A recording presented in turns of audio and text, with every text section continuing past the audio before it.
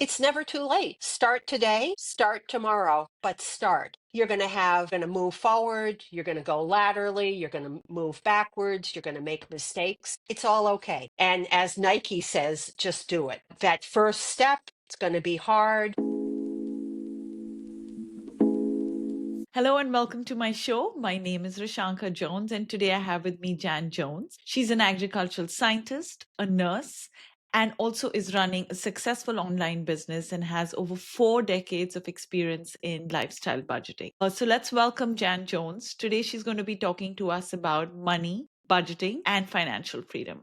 Welcome, Jan. Thank you, Rishanka. I'm thrilled to be here and to share some of my long term knowledge on the frugal lifestyle. It has become very popular in the past probably year since we've seen escalating prices, pressure on all fronts on energy and food and taxes and work. Our money, our dollar does not go as far as it has in the past, and we need to find ways to create opportunities with the money that we do have. No, I totally agree with you, especially with the latest tariffs. I think everybody is thinking twice before spending now. So let's start with the basics. What really is a budget? And how does one start creating a budget? Well, Rishanka, thank you again for having me. A budget is the equivalent of a financial roadmap. It tells you where you are, where you're going, what turns you need to take, and how you need to adjust where you're going. A budget is not it's not static. In other words, it's fluid. It changes all the time. We hear a lot about people talking about I'm on a fixed income, and that's usually talking about elderly people, but really, if you think about it, we're all on a fixed income. The only ways to change that fixed income is to use credit, work more, have a second job, or to cut things out that are superfluous and don't really add joy or an added benefit to our everyday life. So you need to start with a budget. Otherwise, you're just sort of looking at it, but you don't know where you are. So basically, budgets have gotten a bad rap. People, oh, I don't want to do a budget. Well, they usually don't want to do a budget because they're afraid of what it might tell them. But you can make a budget, create a budget to benefit you. You can create a budget to show you where you have opportunities in your money and where you need to improve. Without having some framework for that, you're just sort of floating through space. So budgets are our friend, even though many people think just the opposite. I think I'm one of those people, Jan. When I think of creating a budget, I get overwhelmed and nervous, and I start imagining like lots of Excel sheets and numbers, and I just cannot handle it. So, when you say create a budget, do you mean create an Excel sheet and write everything down? You You begin where you are. That's important. We're all at a different place financially, uh emotionally, meaning we all look at money differently. A lot of that has to do with how our family looked at money. So we bring to the table our own version of what money means to us and how we spend our money. So rather than look at a budget as a punitive thing, we're going to look at a budget as a help guide us to what we need to do to get us where we need to go. I don't do spreadsheets. You might do a spreadsheet. The next person may just say, that doesn't work for me." You can use literally paper and a pen, and you're going to write down what your fixed expenses are. Okay, let's step back. You know you earn, we'll use $2,000 a week as an example. That's your budget. You've got $2,000 after taxes, after savings, hopefully, and we'll talk about that in a few minutes, to work with. So you need to write down, what are your fixed expenses? What do you need to pay for every month? It's called a recurring expense. A recurring expense would be something like a mortgage or rent, electricity bill. taxes, things such as car payments, insurance, cell phone, cable. So those are fixed expenses. Those are things you pay every month. Now, a non-fixed or variable, meaning it's fluid, it changes. Expenses might be things for hobbies, food, gas, groceries, medical care. Those are all examples of variable expenses. And the two put together will create your budget going forward. Once you write down all your fixed expenses and all your variable expenses, you add them up. You add up what you have for these expenses. Many people have more expenses than they have income. And this is where the problem gets tricky. You need to either make some changes in your fixed and variable expenses, which might be, can I find cheaper car insurance? Can I get a lower rate on my credit card? Can I shop for a different medical plan? So there are ways within our expenses to change what they look like in terms of what we need to pay for them. So you've got all of these expenses on a piece of paper, whether it be paper, whether it be Excel, whatever format works best for your own brain. And then you look at it and you add up, as I mentioned, add up those columns and you see what your expenses are versus what your income is. That's the basis for a budget. So, you said that just write down your expenses, your fixed expenses, your variable Mhm. expenses, and kind of add it up and then see how Mhm. much you have left over. And I'm Yep. assuming the leftover goes into the savings. And if you don't have anything left over, you kind of go back to the basics and try to make changes in your expenses, right? That's right. That's right.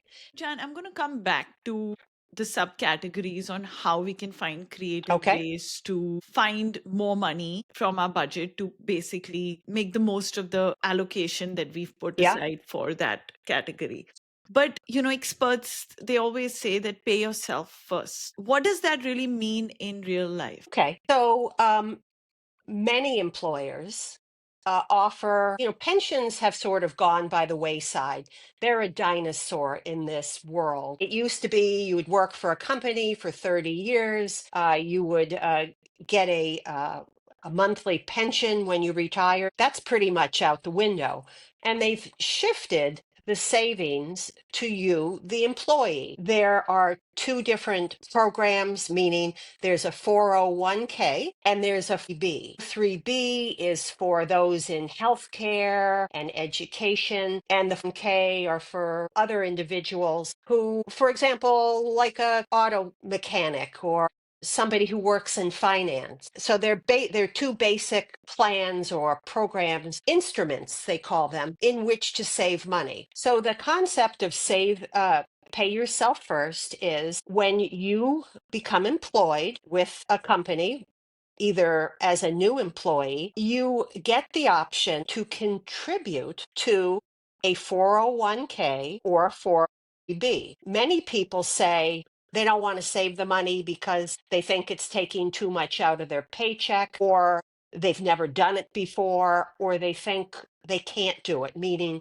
I can't take that money out. So with a 401k, the money is taken out of your paycheck before you ever see it. So if you don't see it, you can't use it. Mhm. But that money taken out weekly or bi-weekly or monthly, depending on how you're paid, is automatically put into a saving of the 401 savings plan that you choose through your employer. Now, the employers usually have more than one option. You may have like a cafeteria style of options. You could have Vanguard and Fidelity and all sorts of different choices in which to put your money. I'd recommend that you put your money in a stock index fund that mirrors the stock market. But you can put your money in more than one fund usually. The If you're in 401k savings, you mean? Yes, or the 403b. If your employer offers these options, and maybe they only have one, so you go with that one. Your employer may or may not contribute to that on your behalf. And usually there is always a cap. In other words, your employer will contribute up to 5% and you contribute as well. But even if the employer does not offer to contribute money to your 401k, it's still really important to have one because it's the savings on a regular and disciplined format that's going to make you rich. You have time on your side as a young person to have that money grow over time and create wealth for you. But you have to do it. You So have to that is what you contribute. mean by pay yourself first.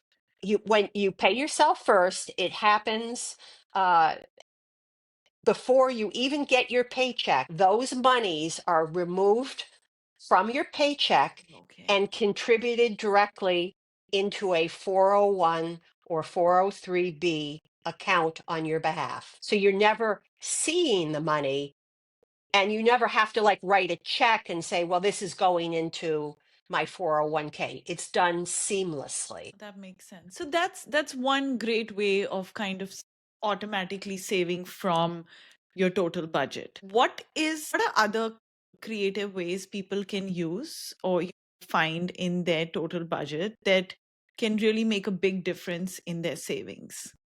Okay. Taking out things that either you don't do anymore, that don't apply anymore, or that don't meet your lifestyle anymore. For example, we all subscribe to various things such as Netflix and Prime and Disney and Max. When you add all those lines up and you see how much you're paying for watching maybe something twice a week, it's going to blow your mind. Who Mhm. said you had to have 5 different streaming services? Do one at a time. Choose one, enjoy the heck out of it, and you can then, when you decide you want another, discontinue the one you've been watching, sign up, hopefully, with an incentive for another one, enjoy the shows on that, and you just keep doing that. Nobody said you had to have all of that all at once. And you'll be surprised right there, you're probably going to be saving 50 to $75 a month. So, Jan, with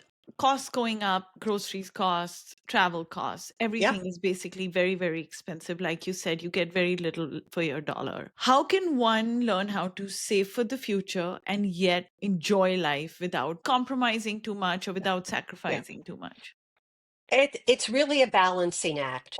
I'll use coffee as an example. Many people go out, get coffee every morning on their way to work. Hey, look, Starbucks and Dunkin', great coffee. But when you start adding up what you spend at the coffee shop, and then you multiply that by 4 weeks, and you see how much you're actually spending in a month on coffee, it may be that you buy yourself a nice coffee maker, you grind your beans or buy ground coffee, and you make a heck of a great cup of coffee at home. Yes, you are spending money, but you're not spending. I mean, I know people who spend $400 easily a month on takeaway coffee. And that's just on coffee. And is it a treat? Make it a treat. Don't make it an everyday or 2 or 3 times a day habit.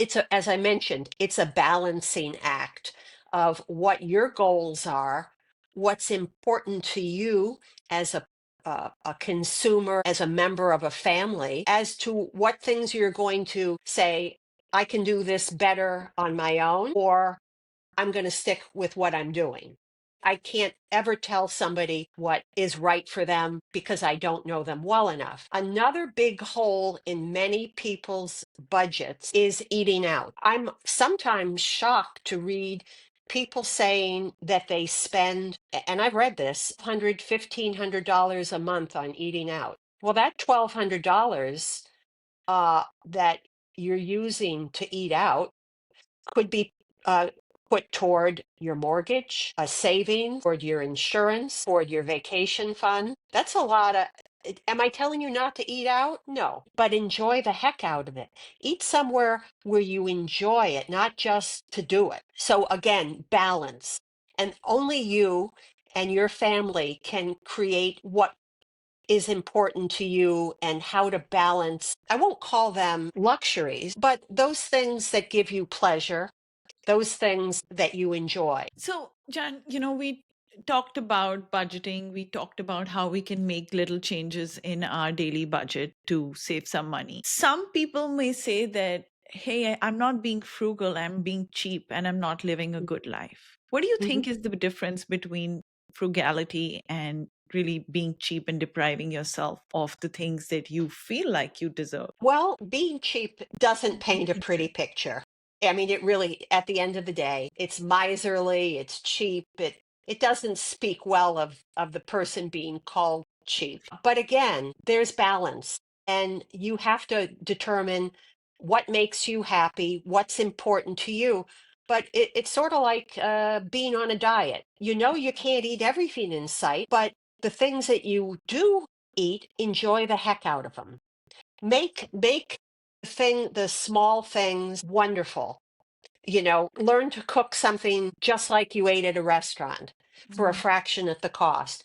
Make yourself that fabulous cup of espresso or coffee. Certain amount of creativity mhm, to look at something and say, how can I do that better? And how can I do that less expensively? So you're paying a lot for convenience, and we know that.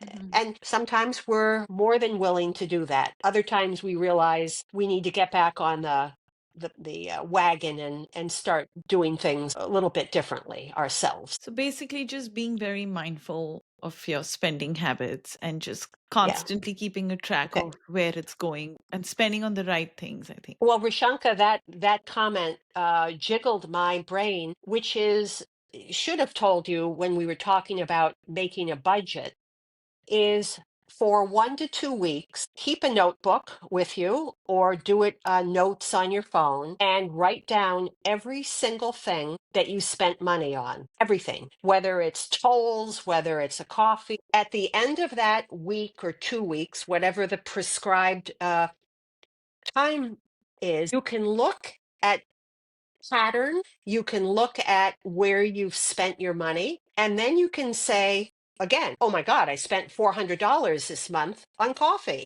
That's crazy. So that $400 could have bought you a Breville Bambino espresso machine, and everything else going forward. I'm just using that as an example. It's gravy, so to speak. You've paid for that machine in 1 month, but you continue to use it so that it's paid for itself quite quickly.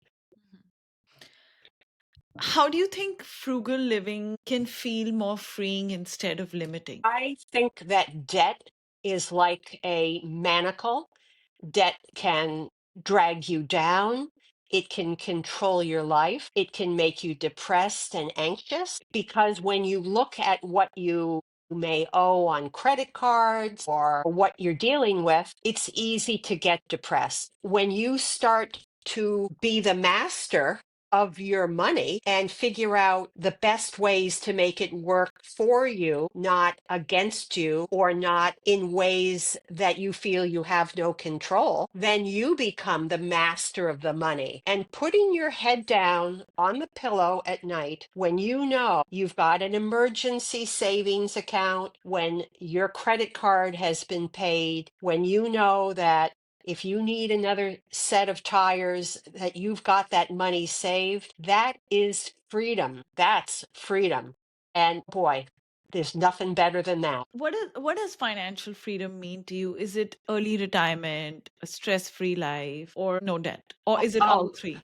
all of the above. All of the above. Having financial freedom gives you opportunities that you don't have when you're in debt. It gives you opportunities to spend money, to save money, to work less, to work more, to have follow your passions.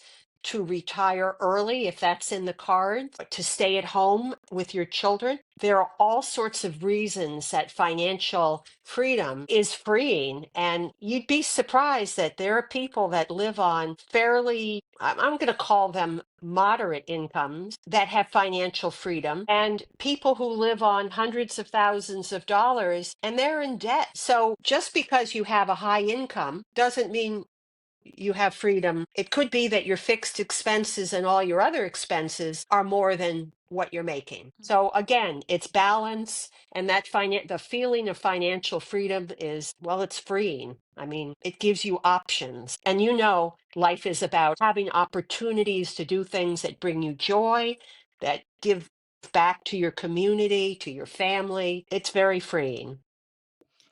So, one area I see, especially parents, where they kind of lose track of their budgets is their children. When their Yep. children Yep. demand for things and they see Yep. their friends and peers doing the same for their own children. How do you say no to your kids? And we're going into a whole different area right now, but how do you Yep. say no to your kids just so that you can stick to your budget Okay. without developing like some kind of resentment, that the child doesn't develop a resentment that, hey, my mom didn't buy me this, or all my friends have it?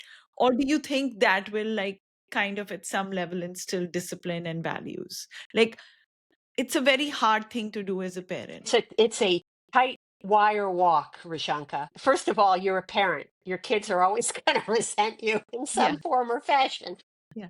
But one of the things I did when my kids were smaller is if we were going somewhere in the car before I got them out of their car seats, I would say, we are going into TJ Maxx. We're going to look for a present for your friend for her birthday. We are not buying other things. I just want to be clear and that's what we're doing. So please don't ask me to buy you something here. That's not why we're here. That's pretty reasonable. And, the lifelong lament of everyone has it, they're doing it, why can't I? Look, every family is different. Every family doesn't have the same resources. And uh, personally, the gimme, gimme that little kids can have as a mantra, that is a learning curve for them and an opportunity for you to explain about money and what money does and how money is spent in the family. I'll use the word systems. They're not really systems, but ways in your family that the kids can relate to money. You can give them $1 and you can say, here's your money. That's all you have to spend. Let's see what you can do with it. And they are learning how to budget. Their budget is $1. How do they creatively figure out how to spend whatever they have? There are lots of opportunities for lessons and for kids to understand that you're not a unlimited pocketbook, that money is a resource. And once it's gone, you don't have resources to continue to spend money. I don't think it's a bad idea for kids to understand that you don't get everything you want all the time. That's part of life. It may not be the part that we love, but it teaches us lessons about families and spending and values and savings. There are lots of lessons there. Do you think financial freedom is for everyone or it is a privilege? I think everyone can do it to some degree. People can have more freedom once they understand where their money is going and ways to cut some of that outflow or of money from the budget. But there'll always be people that are underemployed or just don't have enough money at the end of the month. And how do you creatively change that? It might be that you get a second job. It might be DoorDash or Uber Eats or selling things on Marketplace. There are a lot of different ways. I mean, some people even sell plasma. There are ways, some of which are quite extreme, and other ways that are quite benign, easier to do than other ways. Wow. Well, thank you so much, Jan. Before we end things, what is one strategy or piece of advice that you can give to the audience today that will help them in their journey to financial freedom? It's never too late. Start today, start tomorrow, but start. Going to move forward, you're going to go laterally, you're going to move backwards, you're going to make mistakes. It's all okay. And as Nike says, just do it. That first step, it's going to be hard. There are going to be hard steps along the way. But you know what? That's okay too. You're doing it. And you need to be proud of that. Well, thank you so much, Jen. This has been such a great conversation. I've learned so much about budgeting. Thank you so much for your time. Thank you, Rishanka. I appreciate it. Bye bye.